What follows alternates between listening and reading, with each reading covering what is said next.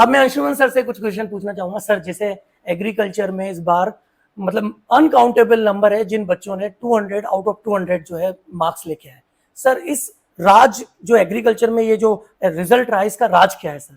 Sir वैसे तो ये सारी चीजें डिस्कस नहीं करना चाहिए, एक सीक्रेट की तरह इसका उपयोग यस किया सर, जा एग्जैक्टली। सकता है, पर सारे जो भी सारे अपने बच्चे हैं जी। सारे अपने ही हैं पूरे। जो एक टीचर जो है सारे दुनिया के बच्चों को अपना स्टूडेंट मानता है, और ये एकमात्र ऐसा प्रोफेशन है जिसमें कभी भी बच्चों के साथ भेदभाव अपन नहीं कर जी सकते। तो उसके दो तीन प्रमुख कारण हैं, मैं आपको बता देता हूँ।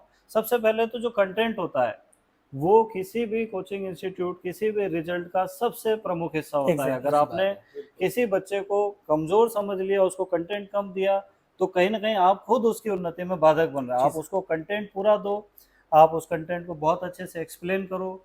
अभी तो ज्यादातर लोगों को ये नहीं पता है कि सीयूईटी का एग्रीकल्चर का अर्थ क्या है। उसमें एग्रोनॉमी, हॉर्टिकल्चर, एनिमल हस्बेंड्री ही नहीं है, उसके अंदर एंटोमोलॉजी, पैथोलॉजी, सॉइल केमिस्ट्री, आपका cell biology, plant breeding and genetics, आपका बायोटेक्नोलॉजी, आपका माइक्रोबायोलॉजी, और ये बहुत बड़ा मिला के वास्ट सब्जेक्ट है एक तरह से देखा जाए तो। अगर आप सभी पॉइंट्स को ध्यान से देखें, अलग अलग सब्जेक्ट के वेटेज देखें, पिछले वर्षों के पेपर देखें और उसका लेवल देखें, तो आपको एक स्ट्रेटेजिक प्लानिंग करना पड़ेगी कि इतने सारे सब्जेक्ट्स आपको 50 क्वेश्चन के लिए किस तरह से तैयार करना है। तो जैसा इसमें सबसे बड़ा रोल मनीष सर ने बताया कि टेस्ट सीरीज का रहा है, तो हर टेस्ट में अपन ने पर्टिकुलर टीचर के वाइज जो है वो सारे क्वेश्चंस डिस्कस किए। पुराने में अपन ने देखा कि टॉपिक वाइज कहाँ कहाँ से प्रश्न आए, अच्छा कौन सी बुक्स में से क्वेश्चन आते हैं, उसका एनालिसिस करना पड़ा।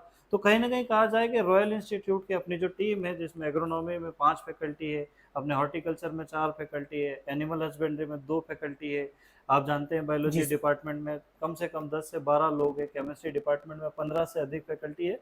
तो कहीं ना कहीं इतनी बड़ी टीम में अपने पास बैकअप भी है, जो लोग बैठते हैं, अपना कंटेंट देखते हैं, बुक्स पढ़ते हैं, उसमें से निकालते हैं कि पिछली बार यहाँ से प्रश्न आया, उसके बाद वहां से आया, अगला कहाँ से आएगा।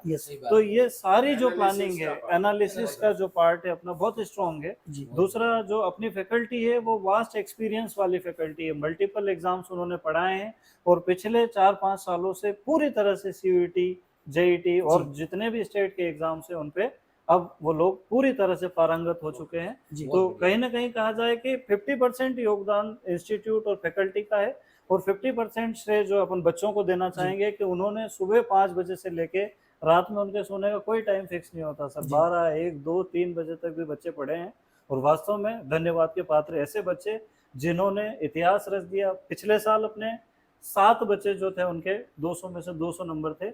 इस बार आप यकीन मानो, सर ने भी बताया 35 तो सर ने गिने हैं, और मैं मतलब मेरी जहां तक उम्मीद है ये डबल से भी ऊपर आंकड़ा जाएगा सर। ये मैं सर बताना चाहूंगा आपको एग्रीकल्चर के लिए विशेष तौर पे, मैं साकार कैंपस से नीट कैंपस में आ रहा था, अभी दिन की बात है।